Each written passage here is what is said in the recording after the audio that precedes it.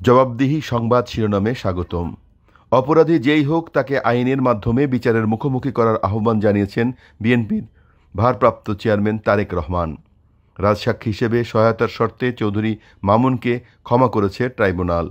Mitford হত্যাকাণ্ডের বিচার হবে ট্রাইব্যুনালে, বলেছেন আসিফ নজরুল। আমরা এখন কার কাছে কোথায় থাকব? সোহাগের ছেলের আকুতি। আসনের লোভ দেখিয়ে এনসিপিকে কেনা যাবে না, বলেছেন নাহিদ ইসলাম। বন্যা নিয়ন্ত্রণ বাঁধের কাজ ১ নম্বর হতে হবে। ফেনীতে দুর্গত এলাকা পরিদর্শনে গিয়ে উপদেষ্টা ফারুকী আজম।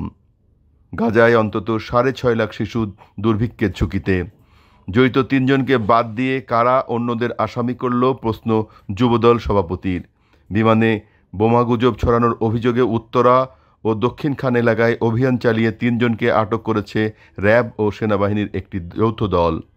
পুরান ঢাকায় ব্যবসায়ী হত্যা মামলায় ৩ আসামিকে বাদ দেওয়া রহস্যজনক যুবদল।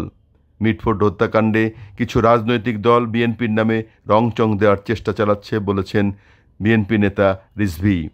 তৈরি পোশাকের কোনো রপ্তানি আদেশ বাতিল বা স্থগিত হয়নি, জানিয়েছে বিজিএমইএ সভাপতি। ক্ষমতা আঁকড়ে রাখতে গাজা যুদ্ধ দীর্ঘায়িত করেছেন নেতানিয়াহু।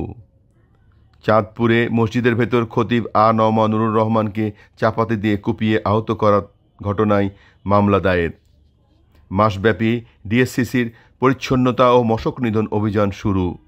মিটফোর্ডে ব্যবসায়ী হত্যা, ছাত্রদলের ৫ নেতাকর্মীর পদত্যাগ। লা লিগার ইয়ুথ ফুটবলে হবিগঞ্জের নাহিদ। মেজর লিগ ক্রিকেটে টেক্সাসকে হারিয়ে ফাইনালে নিউ ইয়র্ক। এই ছিল এখনকার মতো সংবাদ শিরোনাম।